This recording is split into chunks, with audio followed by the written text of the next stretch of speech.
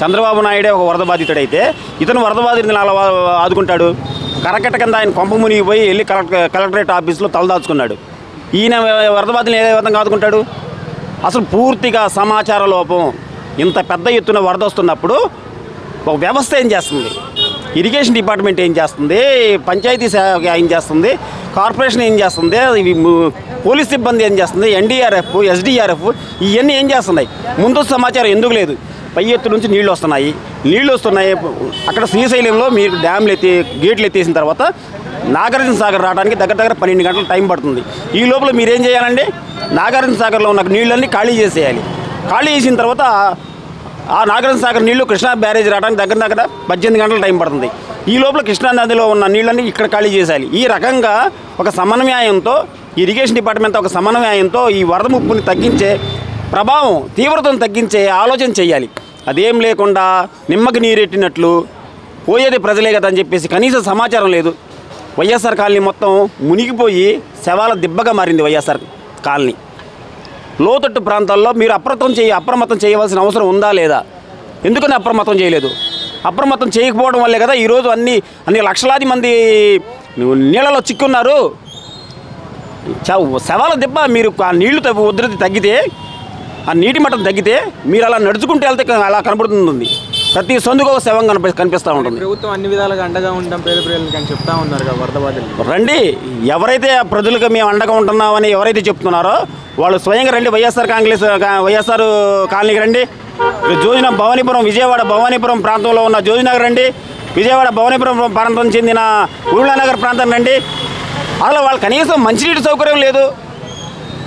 తాగడానికి మంచినీళ్ళు ఇవ్వండి. చిన్న పిల్లలు, పేషెంట్లు, గుండె సంబంధిత వ్యాధులు, జ్వరాలు వచ్చిన వాళ్ళు ఇవన్నీ ఒక ఎత్తు అయితే కనీసం ప్రాథమిక ఆరోగ్య కేంద్రం కూడా అక్కడ చేయలేని నిస్సాయ స్థితిలో, దౌర్భాగ్యమైన స్థితిలో ఈ ప్రభుత్వం ఉంది. ప్రజలు చంపలు కొట్టుకుంటున్నారు. ఎందుకు ఇలాంటి దౌర్భాగ్యమైన ప్రభుత్వాన్ని మనం ఎందుకున్నాము? జగన్మోహన్ రెడ్డి జాతీయ విపత్తు కరోనా లాంటి జాతీయ విపత్తును సైతం ఒంటి చేత్తో ఎదుర్కొన్న ఏకైక మగాడు జగన్మోహన్ రెడ్డి. చిన్నపాటి వరద వస్తే ఆ వరదని హెచ్చరించి ప్రజలను అప్రమత్తం చేసి సురక్షిత ప్రాంతాల్లో తరలించకుండా లక్షలాది వేలాది మంది ప్రజల్ని మొత్తం గంగపాలు నీటిపాలు చేశాడు. కోట్ల రూపాయలు ఆశనాశనం చేసిన దౌర్భాగ్యుడు చంద్రబాబు నాయుడు. వ్యవస్థల మీద ఎటువంటి పట్టుదల లేదు, వ్యవస్థల సమన్వయంలో ఇది లేదు. అసలు అసలు ప్రజల యొక్క సమస్యలను ప్రజల్ని గాలికి వదిలేశారంటానికి ఈ యొక్క విజయవాడ యొక్క వరద ప్రభావమే ఒక ఉదాహరణ. మరి స్వయంగా సీఎం చంద్రబాబు నాయుడు గారు తిరుగుతాడు కదా. అతను ఒక వరద బాధితుడు. సీఎం చంద్రబాబు నాయుడు ఒక వరద బాధితుడు. అతనికి ఇల్లు లేదు. అతని కరకట్టే మొత్తం మునిగిపోయింది. ఈరోజు కృష్ణాది బ్యారేజ్ దగ్గర 3 పడవలు కొట్టుకొచ్చి అక్కడ బ్యారేజ్ దగ్గర ఆగిపోయి ఉన్నాయి. ఒకనొకప్పుడు ఇదే వరదలో ఒక బోటు కొట్టుకొస్తే వీళ్ళందరూ ఏమన్నారంటే జగన్మోహన్ రెడ్డి కుట్ర పన్ని చంద్రబాబు నాయుడు ఇల్లు ముంచడానికి అని చెప్పేసి జగన్మోహన్ రెడ్డి ఇలా చేశాడని చెప్పేసి. మరి ఇప్పుడు 3 బోట్లు కొట్టుకొచ్చినాయి. ఇప్పుడు కూడా జగన్మోహన్ రెడ్డి చేశాడు కుట్ర? చెప్పండి. ఇప్పుడు ఆ జగన్మోహన్ రెడ్డి ఆ కుట్ర చేశాడా? జగన్మోహన్ రెడ్డి ఎప్పుడు కూడా ఆద్యాంతం ప్రజల సంక్షేమం కోసం, ప్రజల క్షేమం కోసం ఆయన పరితపించే వ్యక్తి. ఈరోజు కృష్ణలంక కరకట్ట చూడండి, ఒకసారి కృష్ణలంక రిటైన్ వాళ్ళు చూడండి ఎంత అద్భుతంగా ఉందో చూడండి. ఆ ఒక్క రిటైన్ వల్ల కొన్ని లక్షలాది మంది ప్రాణాలు నిలబడినాయి.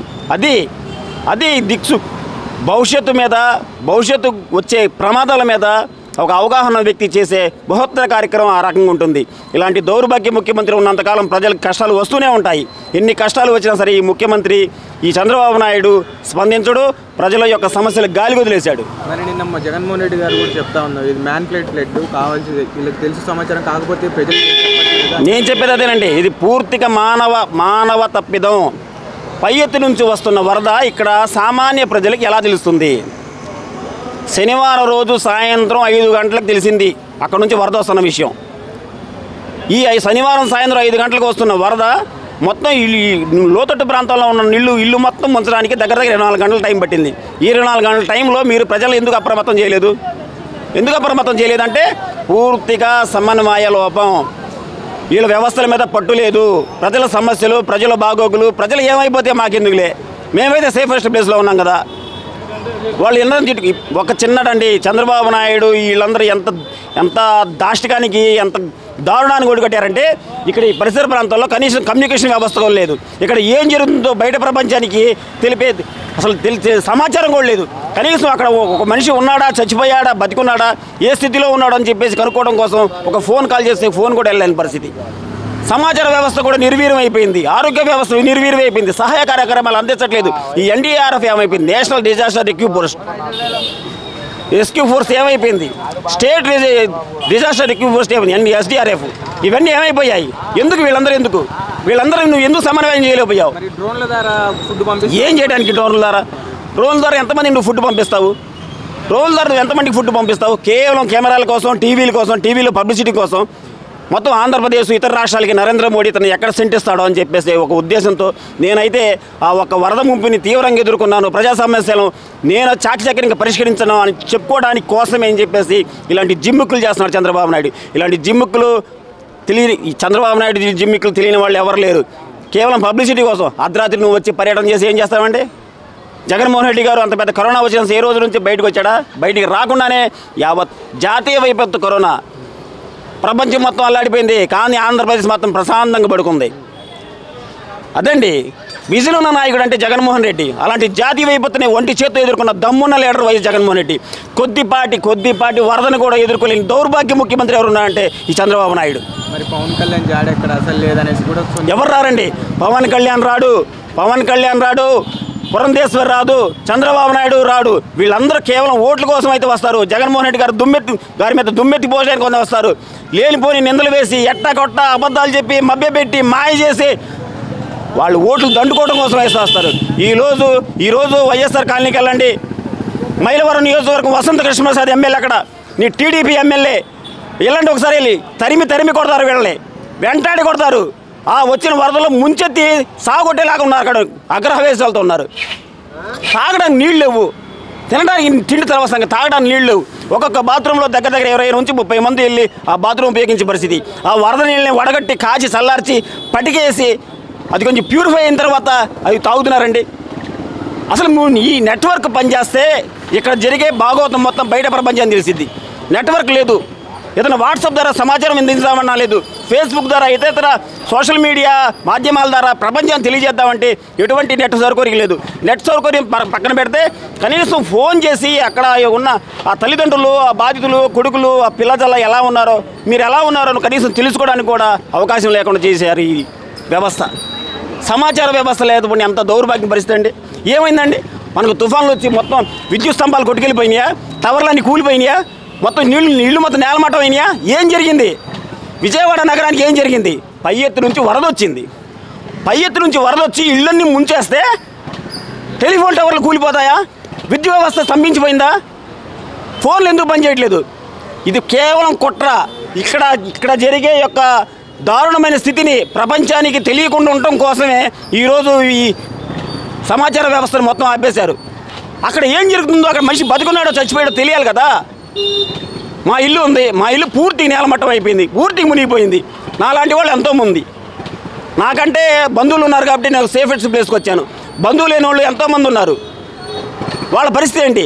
కనీసం వాళ్ళందరిని తరలించి ఒక కళ్యాణ మండపాలు కానీ, ఒక స్కూళ్ళు కానీ, ఏదైనా ఒక ప్రదేశం మాట్లాడి అక్కడ వాళ్ళందరినీ వసతి గృహాలు తరలించి వాళ్ళ తిండి, నీళ్లు, బట్ట ఇవన్నీ చేపించాలి కదా. కనీసం ప్రాథమిక ఆరోగ్య కేంద్రం ఏర్పాటు చేయాలి కదా. ఆ నైతిక బాధ్యత మీకు ఉందా లేదా? ఏం చేయడానికి ప్రభుత్వం?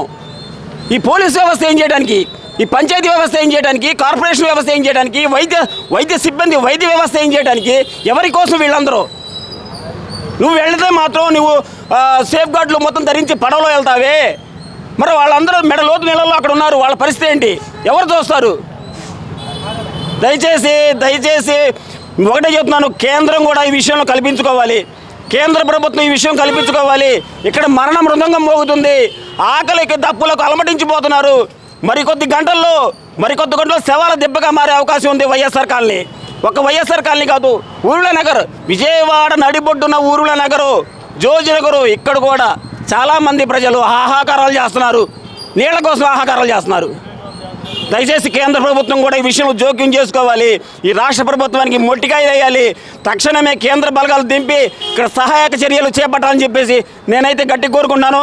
ఇక్కడ ప్రజలందరూ ఎవడన్నా సరే, దమ్మున్నోడు ఎవడన్నా సరే, ఎవడన్నా మేము సహాయ కార్యక్రమాలు అందిస్తున్నామని చెప్పేసి ఈ టీడీపీ సంబంధించిన ప్రభుత్వం సంబంధించిన ఎవడన్నా సరే లీడర్ ఎవరైనా వస్తే నాతో రండి, నేను చూపిస్తా. ఎవడ సహాయం అందుతుంది, ఎవరు ఎంత అలమటించిపోతున్నారో నేను చూపిస్తా. తెలంగాణ గవర్నమెంట్ ఆ రాష్ట్రానికి కూడా కొన్ని కోట్ల నిధులు విడుదల శాంక్షన్ చేసింది వరద బాధితులు. ఇక్కడ అయితే ఎలాంటి ఏం చెప్పలేదు సార్. మాకు నష్టపరిహారం తెలంగాణ గవర్నమెంటు వాళ్ళ వరద బాధితులకి ఎంత కేటాయించిందనే సంగతి పక్కన పెడితే ముందు ఇక్కడున్న వరద బాధితులు కనీసం నీటి సదుపాయం కల్పించండి. తాగడానికి, గొంతు తడుపుకోవడానికి నీటి సదుపాయం కల్పించండి. హలో లక్ష్మణ అని చెప్పేసి అల్లాడిపోతున్నారు. అక్కడ బతుకు జీవుడా అని చెప్పేసి ప్రాణాలు గుప్పెట్లో పెట్టుకుని కూర్చున్నారు. ముందు ఆ వరద నుంచి బయటకు వచ్చిన తర్వాత ఎంత ఆస్తి నష్టం జరిగింది, ఎంత ప్రాణ నష్టం జరిగింది, ఇవన్నీ అంచనా వేసి మీరు ఇంటి ఎంత ఇస్తారు, 50,000 ఇస్తారా, 1,00,000 ఇస్తారా, ఇవన్నీ తర్వాత సంగతి. ముందు ఆ వరద బాధితుల్ని కనీసం మంచినీటి సౌకర్యం కల్పించి అనారోగ్యం పాలైన వరద బాధితులకి ఆరోగ్య శిబిరాలు తరలించి వాళ్ళని తక్షణమే వైద్యం చేయించాల్సింది అక్కడ ప్రజలు కోరుకుంటున్నారు. కనీస బాధ్యత అండి. మీరు 1,00,000 ఇవ్వండి, 1,000 ఇవ్వండి, మమ్మల్ని పెద్ద బిల్డింగ్లో పెట్టండి అంటలా మంచినీటి సౌకర్యం కల్పించండి. అల్లాడిపోతున్నారు వాళ్ళు. షోయింగ్ కోసం, ఫోటోల కోసం, టీవీల్లో ఇమేజ్ల కోసం ఒక పడవ వేసుకొని వెళ్ళి 4 బాటిళ్ళ దరిదాపుల్లో చేతికి అందిన కాడికి ఇచ్చేసి చేతులు దులుపుకుంటున్నారు. చివరి ఇంటి వరకు ఎక్కడికి వెళ్తున్నారు మీరు? చివరి గడప దగ్గరికి ఎక్కడికి వెళ్తున్నారు? వీళ్ళు ఓట్ల కోసం అయితే ఇంటింటికి వెళ్ళి గడప దగ్గరికి వెళ్ళి మాకేంటి ఓట్లు, మేమున్నా అని చెప్పేసి గడప దగ్గర చేసి ఎవరన్నా మహిళలు ఉంటే అలా మహిళలు వెళ్ళి మనిషిని టచ్ చేసి వెళ్ళి అమ్మ మాకు ఓట్లు ఏంటి, మేము చేస్తాం అది చేస్తాం అన్నారు. ఇప్పుడు వరద వస్తే మాత్రం ఏ ఇంటికి వెళ్ళట్లా ప్రధాన రహదారులకు వెళ్తున్నారు. ఆ వాటర్ బాటిల్, ఆహార పొట్లాలు ఏదో వాళ్ళ చేతికి అందిన కాడికి ఇస్తున్నారు. అంటే మీకు ఓట్లు వేసింది ఆ మెయిన్ రోడ్లో వాళ్ళైనా ఓట్లు వేసారా? ఆ లోపల ఇళ్లలో వాళ్ళు ఎవరు ఓట్లు వేయలేదా? విద్య వ్యవస్థ లేదు, వైద్య వ్యవస్థ లేదు, ఎటువంటి సాయం అందేటట్లు తేర దీన వ్యవస్థల్లో అలమటించిపోతున్నారు. ఇప్పుడు అమరావతి రాజధాని కూడా చాలా నీళ్ళు వచ్చి రావడం జరిగింది. మరి అక్కడికి ఏం చెప్తారు? అమరావతి రాజధాని అనేది అది ముగిసిన అధ్యాయం. ఈ యొక్క ఘటనతో చంద్రబాబు నాయుడు చేసిన ఈ యొక్క కుట్ర, ఈ యొక్క ఘటన అసలు వైఎస్ఆర్ కాలనీ మునిగిపోవడానికి ప్రధాన కారణం చంద్రబాబు నాయుడే. ఇక్కడ కబేళా సెంటర్, భవానీపురం, విజయవాడ భవానీపురం కబేళా సెంటర్, జోజినగర్, ఊళ్ళనగర్, ఈ ప్రాంతాలు, సింగనగర్, ఈ ప్రాంతాలన్నీ, ఈ లోతట్టు ప్రాంతాలన్నీ మునిగిపోవడానికి ప్రధాన కారణం చంద్రబాబు నాయుడే. ఎందుకంటే పోలవరం నుంచి వచ్చే కాలువని ఆ గేట్లు ఎత్తేసి ఆ నీళ్ళని ఇటు డైవర్ట్ చేశారు. ఎందుకంటే దీంట్లో కూడా కుట్ర ఉంది. ఆ నీళ్లు సరాసరి అటు వెళ్ళి కృష్ణానదిలో కలిసి నీళ్ళని గేట్లు ఎత్తి ఇటు డైవర్ట్ చేశారు. ఒకవేళ ఆ గేట్లు ఎత్తకుండా ఉంటే ఆ నీళ్లు సరాసరి కృష్ణానదిలోకి వెళ్ళిపోయాయి. తద్వారా అటు నుంచి అటు సముద్రంలో కలిసిపోయాయి. అలా కలిసిపోయే తరుణంలో అమరావతికి నీళ్లు పోటెత్తి బ్యాక్ వాటర్లో అమరావతి మొత్తం మునిగిపోతుంది. ఈ మీడియా మొత్తం కోడై కూస్తుంది. అమరావతి ఇక్కడ పనికిరాదని చెప్పేసి ప్రపంచాన్ని మొత్తం తెలియజేస్తుంది. అమరావతి ఇంత వరద వచ్చినా సరే సురక్షితమైన ప్రాంతం అని చెప్పేసి చెప్పుకోవడానికి అని చెప్పేసి ఈ నీళ్లు ఇటు డైవర్ట్ చేశాడు. ఈ నీళ్లు ఇటు డైవర్ట్ చేయడం కాబట్టి ఈ మొత్తం భవానీపురం, విజయవాడ, సింగనగర్, మొత్తం లోనా సెంటర్ మొత్తం కొట్టుకెళ్ళిపోయింది. లక్షలాది మంది నిరాశ్రయాలు, కోట్ల రూపాయలు ఆస్తి నష్టం జరిగింది. వందలాది మంది ప్రాణ నష్టం జరిగింది. ఎంతోమంది అనారోగ్య బాధలు పాలయ్యారు. ఎంతోమంది విద్యార్థులు సర్టిఫికెట్లు మొత్తం తడిసిపోయాయి. వీటన్నిటికీ ఎవరు నైతిక బాధ్యత వహిస్తారు? ఎవరు వహిస్తారండి? ఏ మీడియా ఛానల్ అన్నా చూపిస్తుందా? ఎవరన్నా సమస్యలు చూపిస్తున్నారా? పోనీ మాలాంటి వాళ్ళు ఎవరన్నా ప్రపంచాన్ని చూపిద్దామని చెప్తే సమాచారం లేదు, నెట్వర్క్ లేదు, ఫోను లేవు. దయచేసి కేంద్ర ప్రభుత్వం ఈ విషయంలో మాత్రం తక్షణమే జోక్యం చేసుకోవాలి. దీని మీద విచారణ జరిపించాలి. పైనుంచి వస్తున్న వాటర్ని అంచనా వేసే వ్యవస్థ ఉండి కూడా మీరు ఎందుకు అంచనా వేయలేదు? ఎందుకు ఒక్క రోజుకి మొత్తం విజయవాడ మొత్తం 40 సంవత్సరాల చరిత్రలో విజయవాడ మొత్తం ఎప్పుడు ఇంత దారుణమైన పరిస్థితిని ఎదుర్కోలేదు. దీని వెనకాల చాలా ఘోరమైన కుట్ర ఉంది. దీని మీద విచారణ కూడా చేపించాలి. ఆ బాధితులకి మీరు ఎన్ని లక్షలు ఇచ్చినా ఆ బాధితుల యొక్క బాధ తీరనిది. కాబట్టి ఈ 1-2 రోజుల్లో మీరు ఎంత డబ్బులు చెల్లించారు ఇవన్నీ పక్కన పెడితే తక్షణ సహాయంగా ఇమ్మీడియట్లీ వాళ్ళకి వాటర్, ఆహారం సదుపాయం, తర్వాత వైద్య సదుపాయం కల్పించి ఆ ప్రాణాలను రక్షించమని చెప్పేసి నేను కోరుకుంటున్నా.